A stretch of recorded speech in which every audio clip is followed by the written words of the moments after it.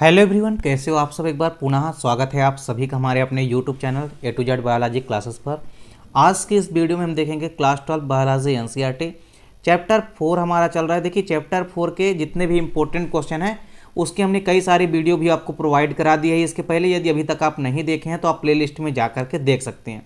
देखिए आज की इस वीडियो में हम देखेंगे टाइप्स ऑफ क्रोमोसोम, और बेसिकली जो क्रोमोसोम के प्रकार हैं वो सेंट्रोमियर की पोजीशन यानी कि स्थिति के बेस पर कितने प्रकार के होते हैं वो हम आपको आज की इस वीडियो में पूरा का पूरा कवर कराने वाले हैं।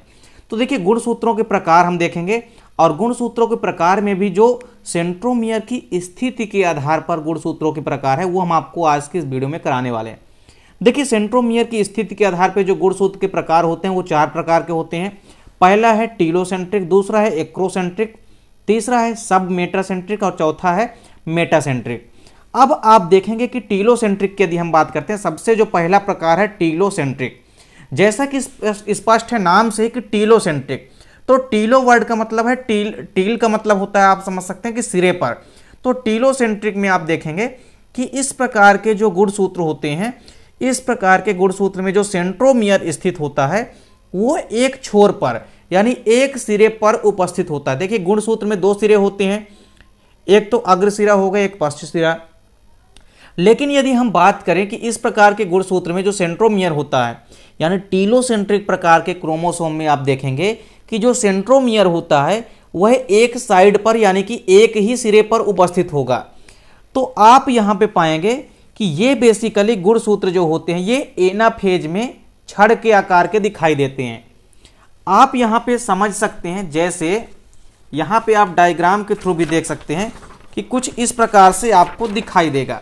जैसे यदि हम बात करते हैं टीलोसेंट्रिक की, तो टीलोसेंट्रिक का मतलब होता है कि जो सेंट्रोमियर होते हैं, ये तो हमारे पास देखिए यहाँ पे हम एक गुणसूत्र बना रहे हैं।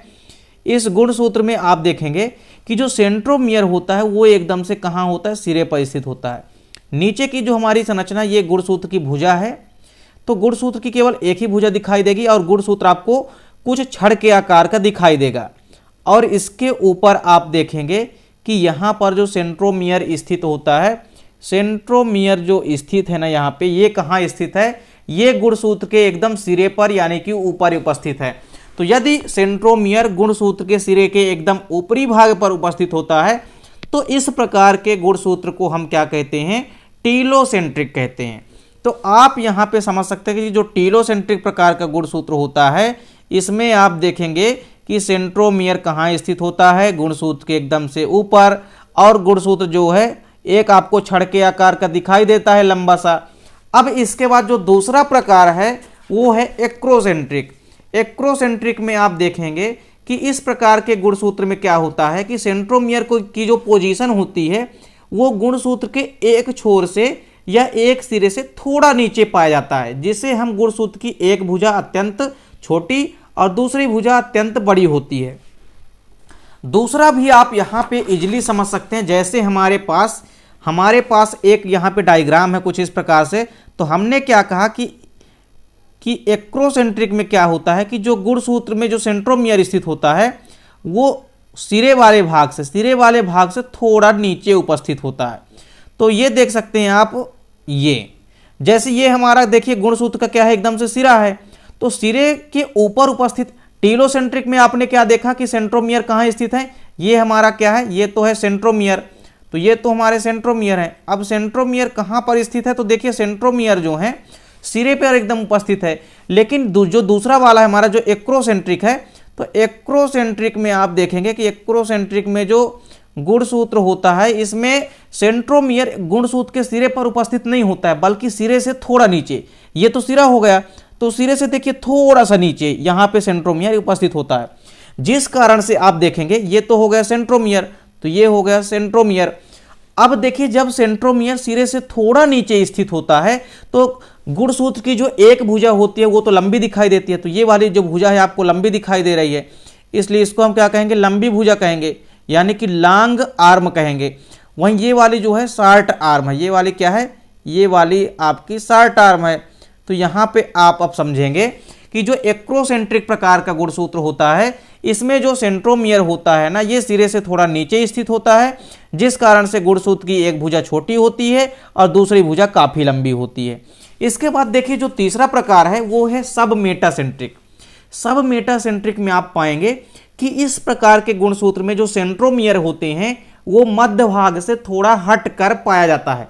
मतलब आपको समझना है कि जो सेंट्रोमियर होते हैं वो एकदम बीच में ना उपस्थित होकर के बीच भाग से थोड़ा सा इधर या उधर उपस्थित होते हैं, जिस कारण से गुणसूत्र की एक भुजा तो थोड़ी छोटी रहेगी, वहीं दूसरी भुजा थोड़ी सी बड़ी रहेगी। क्यों?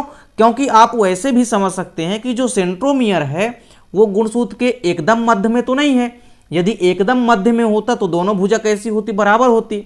लेकिन आपको समझना है कि जो सेंट्रोमियर होता है वो मध्य भाग से थोड़ा हटकर स्थित होता है, और इसमें आप देखेंगे कि जिस कारण से इसकी भुजा एक छोटी व दूसरी भुजा थोड़ा बड़ी होती है। ऐसे में जो गुणसूत्र होते हैं वो एल या कि जे आकार के दिखाई देते हैं। आपने सबसे पहले देखा टीलोसेंट्रिक। टीलोसेंट्रिक में देखिए जो गुणसूत्र में सेंट्रोमियर होता है वो एकदम सिरे पर होता है और पूरा का पूरा गुणसूत्र की एक ही भुजा आपको दिखाई देती है जो कि बहुत लंबी होती है, जिसको कि हम लंबी भुजा कहेंगे। वहीं आप पाएंगे कि एक्रोसेंट्रिक में जो सेंट्रोमियर है वो सिरे से थोड़ा नीचे उपस्थित होता है, जिस कारण से एक भुजा तो छोटी होती है, ऊपर वाली भुजा आप देख सकते हैं बहुत छोटी है और नीचे वाली जो है लंबी भुजा है। वहीं यदि हम बात करते हैं, अब आप यहाँ पे देखिए, अब हम देखते हैं यहाँ पे सब मेटासेंट्रिक। सब मेटासेंट्रिक में देखिए जो सेंट्रोमियर है वो एकदम से मध्य भाग में उपस्थित नहीं होता है। आप देख सकते हैं कि मध्य भाग तो यहाँ पे होता लगभग, लेकिन ये मध्य भाग से थोड़ा हटकर स्थित होते हैं, जिस कारण से एक भुजा तो थोड़ी छोटी दिखाई देती है और दूसरी वाली भुजा, ये भुजा थोड़ा लंबी दिखाई दे रही है आपको। और बीच में क्या है आपका? बीच में तो हमारा क्या है? यहाँ पे सेंट्रोमियर है।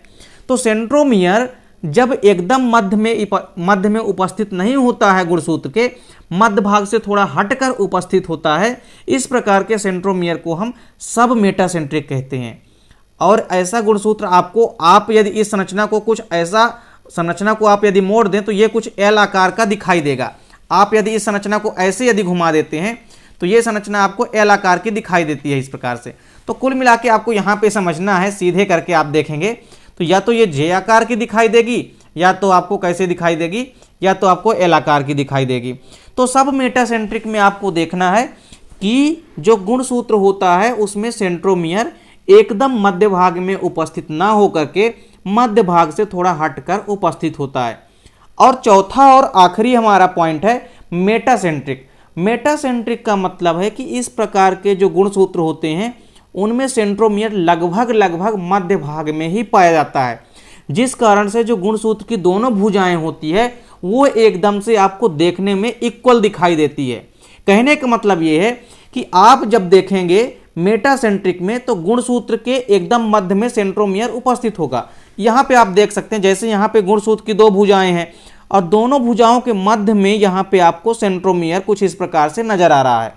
अब सेंट्रोमियर यदि गुणसूत्र के एकदम मध्य में स्थित है तो जाहिर सी बात है कि जो गुणसूत्र की दोनों भुजाएं होंगी वो एकदम से लंबाई में क्या होंगी? इक्वल होंगी, समान होंगी, यानी कि बराबर होंगी।